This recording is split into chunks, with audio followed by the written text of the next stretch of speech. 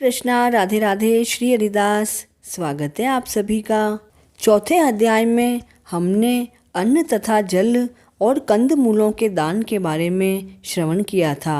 आज के 5वें अध्याय में भगवान विष्णु द्वारा सृष्टि की रचना कैसे हुई, इसका श्रवण करेंगे।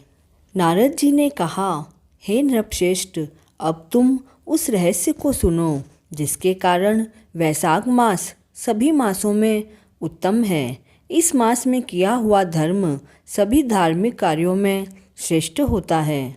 इसमें किया गया दान सभी दानों में श्रेष्ठ माना जाता है। यह मास सभी पापों को नष्ट करने में श्रेष्ठ है। इन सभी बातों के गुप्त रहस्य को सावधान होकर श्रवण करो।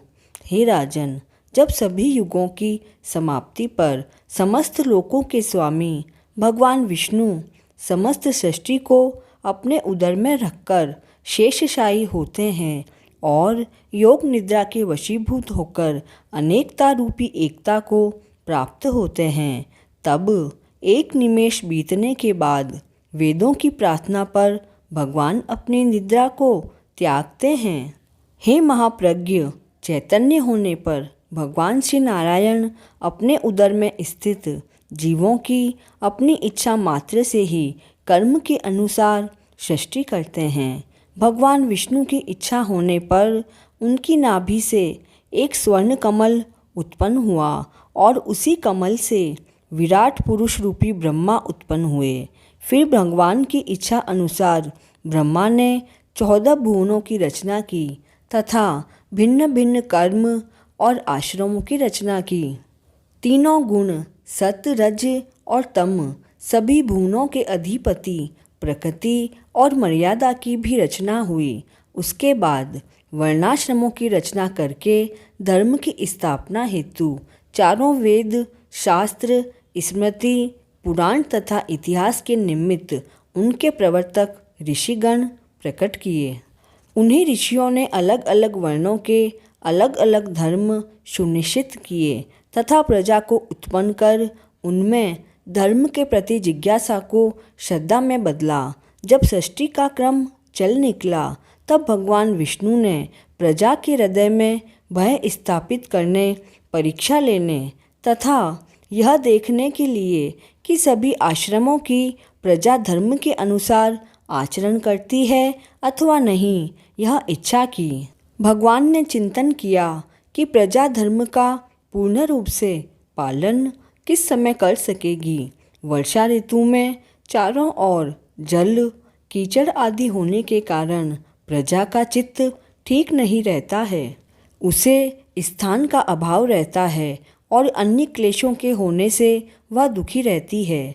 वर्षा ऋतु में फसल आदि बोने की तैयारी में भी उनके पास समय की कमी रहती है। शरद ऋतु में खेती का काम बढ़ जाता है। इस समय सभी लोग अपने परिश्रम के फल को देखना चाहते हैं। इस कारण उनके हृदय में शांति नहीं होती है और जब तक मन में शांति नहीं हो तब धर्म में भी मन नहीं लगता है। हेमंत में शीत के प्रकोप के कारण सूर्योदय से पहले उठना ठीक नहीं लगता। ठंड लगने के कारण जब दुख होता है तब मन भी शांत नहीं रह पाता।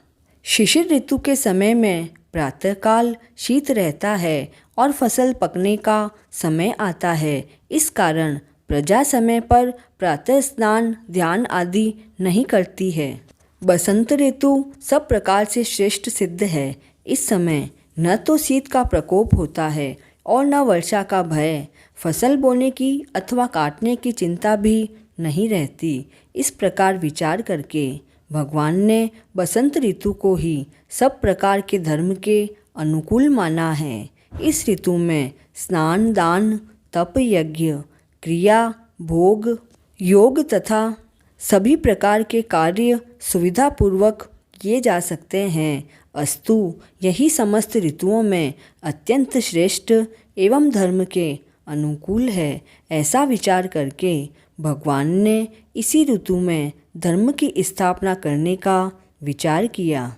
धन से सभी वस्तुएं प्राप्त होती है। धन से धर्म होता है। तथा धर्म से मोक्ष मिलता है। अतः धनवानों को अपना धन सुकर्म में लगाना चाहिए। जो मनुष्य धर्म करता रहता है उसकी मनोकामनाएं भगवान पूरी करते हैं। अधर्मी मनुष्यों की आयु कम हो जाती है और उन्हें धन का भी अभाव रहता है। वैशाख मास में साधु सेवा तथा भगवान का नियम पूर्वक पूजन करना सब सुखों को देने वाला है। विष्णु भगवान इस मास में सब लोगों का भ्रमण करते हुए प्राणियों की परीक्षा लेते हैं और जो जैसे करता है उसे वैसा ही फल भी देते हैं। वैशाख मास में किए गए सुकर्मों से प्रभु वर्ष भर के सब पापों को क्षमा कर देते हैं। अतः यह मास सबसे उत्तम है। वैशाख मास मातम्य का 5वां अध्याय पूर्ण हुआ। जय श्री कृष्णा।